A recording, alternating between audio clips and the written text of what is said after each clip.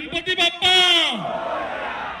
आणि थोडा ह्या वर्षी उशीर झाला त्याच्यासाठी दिलगिरी व्यक्त करतो, कारण आमचा कार्यक्रम रामवाडीपासूनच अर्धा तास उशीर झाला, त्याच्यासाठी दिलगिरी व्यक्त करतो। आणि आज आपला रामवाडी मित्रमंडळ गणेश उत्सव हे 34 वर्ष झाले साजरा करताना, आणि हे साजरा करताना आम्ही जे मित्रमंडळ म्हणून सुरू केलेलं रामवाडी मित्रमंडळ ते आमचे मी स्वतः भरत राजपूत, त्याच्यानंतर भाऊ जगदीश राजपूत, शेखर सामते, सचिन पाटील, अंकित जयस्वाल, संदीप कुमार, संतोष बडाबाबोस आणि रितेश, हे सर्व रामवाडी मित्रमंडळ 34 वर्षापासून हे मंडळ मध्ये काम आपण सर्व करतोय।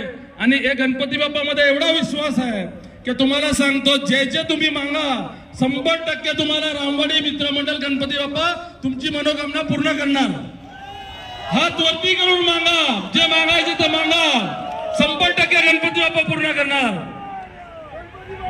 कारण हे 34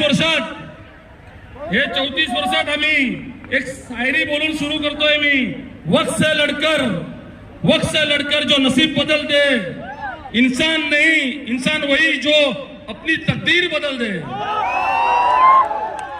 कल क्या होगा कभी मत सोचो, कल क्या होगा कभी मत सोचो, क्या पता कल वक्त खुद अपनी तस्वीर बदल दे। आणि महत्वाचं एक कार्यक्रम सक्सेस करण्यामध्ये आपले कलेक्टर राजकारण करतो फक्त समाजासाठी।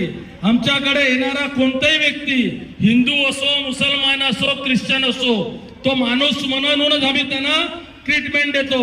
हे गणपतीमध्ये खासियत काय तुम्हाला सांगतो मी, ह्याच्यामध्ये सर्वच समाजाचे लोक विसर्जन मध्ये येतात। त्याच्यामध्ये आपले हिंदू समाज तर असतीलच, त्याच्यानंतर ख्रिश्चन समाज, मुस्लिम समाज, शीख, ईसाई, त्यांच्याही मनापासून मी त्यांचाही आभार व्यक्त करतो, कारण असं प्रेम लवकर कुठेला बघायला भेटत नाही।